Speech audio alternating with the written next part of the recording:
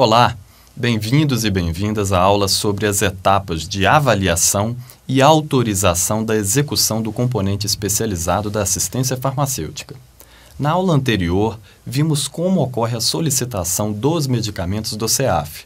E agora vamos aprender o que é e como deve ser realizada a avaliação e a autorização, etapas da execução fundamentais no acesso aos medicamentos do CEAF. Vamos para a aula. Olá! Para iniciar a nossa aula, precisamos entender o que diferencia uma avaliação de uma autorização. Apesar dos nomes sugerirem conceitos parecidos, essas duas etapas têm características totalmente distintas. Acompanhem comigo. A avaliação é uma etapa de caráter técnico, realizada por profissional de saúde, enquanto a autorização é uma etapa de caráter administrativo, realizada por profissional de qualquer área de atuação. Ambos devem ter nível superior completo. É importante deixar claro que a principal diferença entre essas duas etapas se dá pela sua característica técnica ou administrativa. Agora conheceremos com mais detalhes os conceitos e as atribuições de cada uma dessas etapas. Começando pela avaliação.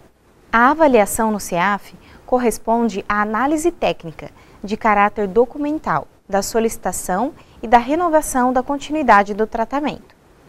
É nessa etapa que se decide, a partir das diretrizes dos protocolos clínicos, se o paciente terá ou não acesso aos medicamentos solicitados. Na prática, podemos dizer que é na avaliação que se terá o parecer se o paciente se enquadra nos critérios do acesso estabelecidos no protocolo ou não. Assim que o paciente solicita seu medicamento no estabelecimento de saúde específico, o processo físico contendo todos aqueles documentos e exames exigidos inicialmente deve ser encaminhado para a avaliação. É na avaliação que será realizada a análise desses documentos, com base na portaria que regulamenta o CEAF e nos critérios dos PCDTs. E somente após analisar minuciosamente todo o processo é que o avaliador poderá emitir o seu parecer. Observando as regras do CEAF e dos PCDTs, é nesse momento que o profissional avaliador poderá deferir, indeferir ou devolver a solicitação realizada pelo paciente. Os documentos avaliados nessa etapa de execução são o LME, a prescrição médica e os documentos e exames exigidos no PCDT específico para cada doença. Gostaria de reforçar que o avaliador deverá ser um profissional de saúde com ensino superior completo, registrado em seu devido conselho de classe e designado pelo gestor da Secretaria Estadual de Saúde. Devido à necessidade de análise de aspectos clínicos, é que o avaliador precisa ser um profissional de saúde. Ficou mais claro, não é mesmo? Onde pode ser realizada uma avaliação? Lembra que já comentamos que as etapas da execução do CEAF são descentralizadas às secretarias estaduais de saúde? Pois é, assim elas possuem autonomia em definir o seu próprio fluxo. Dessa maneira, a avaliação poderá ser realizada em um único local no estado ou em vários estabelecimentos, desde que os avaliadores estejam vinculados ao serviço estadual. É importante frisar que a responsabilidade pela avaliação não pode ser designada à gestão municipal. Vamos resgatar o caso da Dona Maria, portadora da doença de Alzheimer, que vimos na aula anterior. Se ela apresentar insuficiência cardíaca ou arritmia cardíaca grave, o tratamento não poderá ser deferido, pois este é um critério de exclusão do tratamento, de acordo com o protocolo clínico.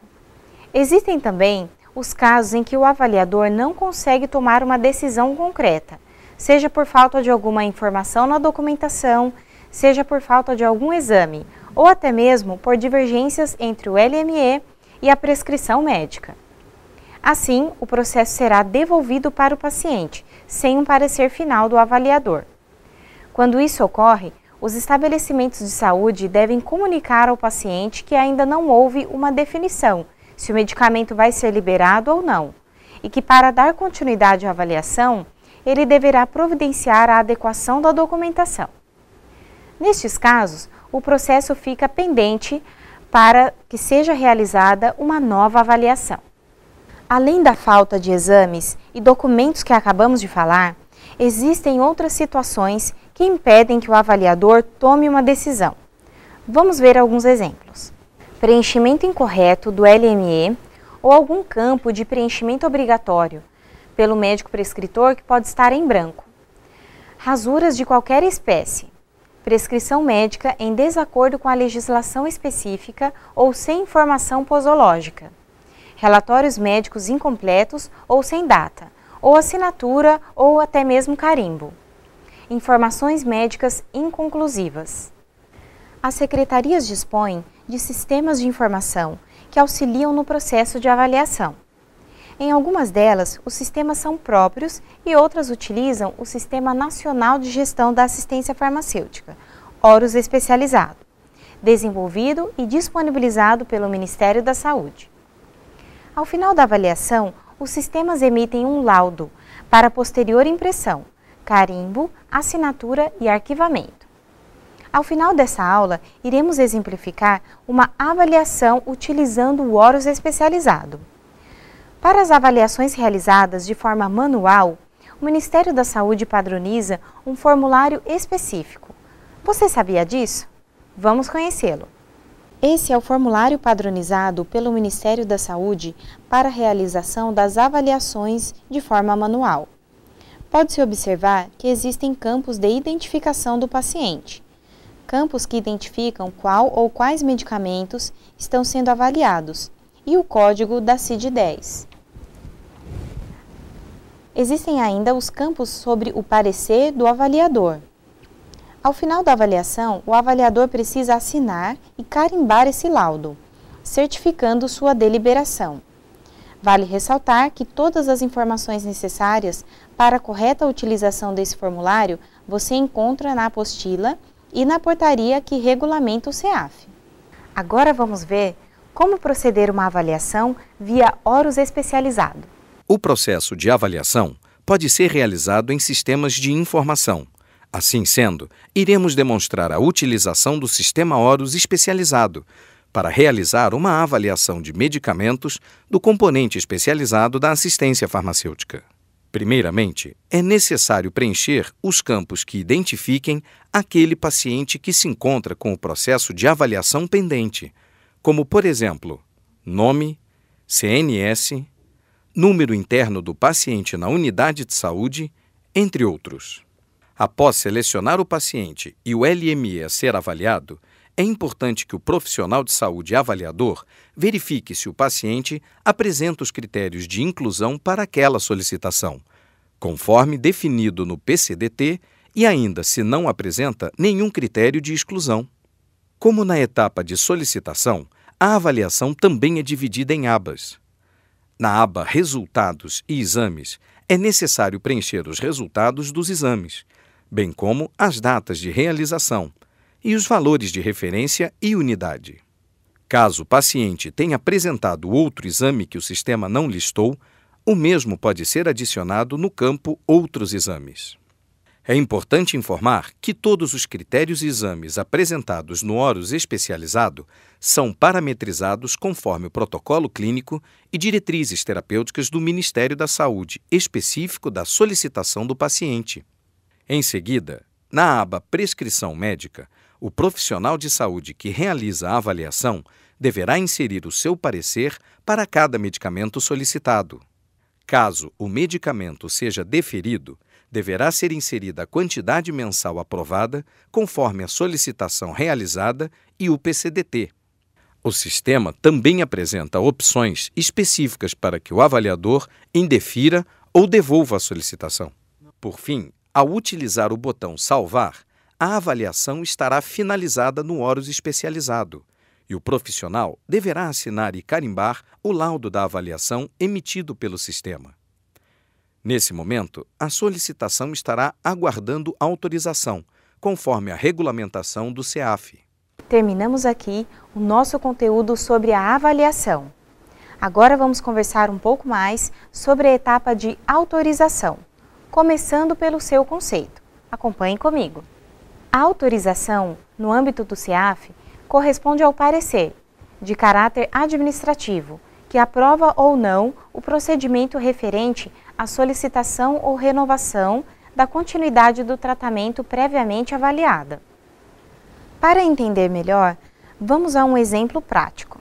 Existem no SUS outros procedimentos que são previamente autorizados, como nos casos de uma cirurgia, uma consulta médica ou um exame laboratorial.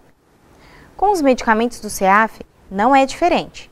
Para cada medicamento, existe um procedimento vinculado.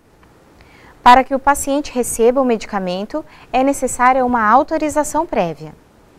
Quando a solicitação é deferida, na etapa de avaliação, o processo do paciente deve ser encaminhado para a autorização.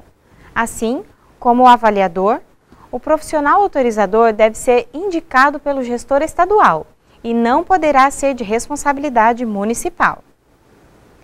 Cabe ao autorizador verificar se todas as etapas de execução foram devidamente cumpridas.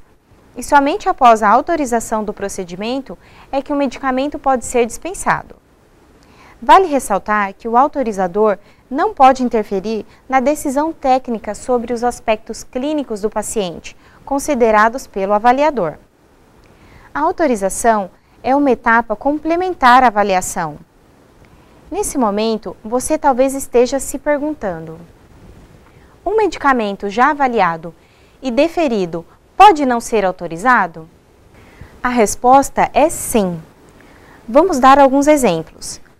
Pode não haver autorização nos casos em que a documentação do paciente, como a cópia do Cartão Nacional de Saúde ou do documento de identidade, não estejam anexados ao processo. Também nos casos em que a documentação apresentar alguma rasura ou quando não houver estoque do medicamento em que foi solicitado. É também nessa etapa, de caráter administrativo, que é atribuído um número de APAC e sua vigência. Você sabe o que é APAC? APAC é a autorização de procedimento ambulatorial. E como ainda não foi abordado durante as aulas, precisamos entender do que se trata e para que serve esse instrumento. Vamos lá! A APAC é utilizada pelos gestores estaduais e municipais de saúde como instrumento de registro de informações no Sistema de Informações Ambulatoriais do Ministério da Saúde, o CIA-SUS.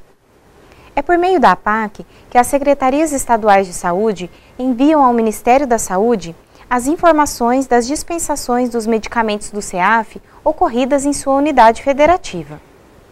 Uma APAC pode ter validade de até 3 competências e é utilizada pelo gestor federal do CEAF para realizar as seguintes ações estratégicas. Monitoramento do uso dos medicamentos do CEAF, serve de base para cálculo do ressarcimento financeiro dos medicamentos do Grupo 1B às secretarias estaduais de saúde. E também para embasar a metodologia de programação anual dos medicamentos do Grupo 1A, que são adquiridos de forma centralizada pelo Ministério da Saúde. Da mesma forma que ocorre na avaliação, para auxiliar o processo de autorização, existem sistemas de informação que permitem gerar o laudo de autorização, para posterior assinatura, carimbo do profissional, autorizador e arquivamento. No entanto, o Ministério da Saúde padroniza um formulário de autorização para os casos em que essa etapa seja realizada de forma manual. Vamos conhecê-lo? Neste formulário, estão presentes os dados da autorização. Perceba que estão dispostos os seguintes campos para preenchimento pelo autorizador: indicação de qual ou quais medicamentos estão sendo autorizados, número da APAC e a data de vigência, nome e número do Cartão Nacional de Saúde do autorizador, data da autorização, carimbo e assinatura. Antes de finalizar a nossa aula, vamos observar como ocorreu a autorização da solicitação da nossa paciente fictícia, Dona Maria. Para realizar a autorização da solicitação da Dona Maria, o profissional verifica no sistema se o medicamento solicitado possui estoque na farmácia para atender o pedido, confere a documentação do paciente e verifica se não há rasuras. Estando tudo ok, ele realiza a autorização e, consequentemente, é gerado um número APAC, com sua vigência para a solicitação realizada pelo paciente. Agora sim, depois de avaliado e autorizado, o medicamento já pode ser dispensado ao paciente, seu responsável ou seu representante. E é a dispensação o assunto da nossa próxima aula. Em caso de dúvidas, vocês podem usar o fórum disponível na plataforma, bem como a apostila desse módulo e os demais materiais disponibilizados. Até a próxima aula e bons estudos!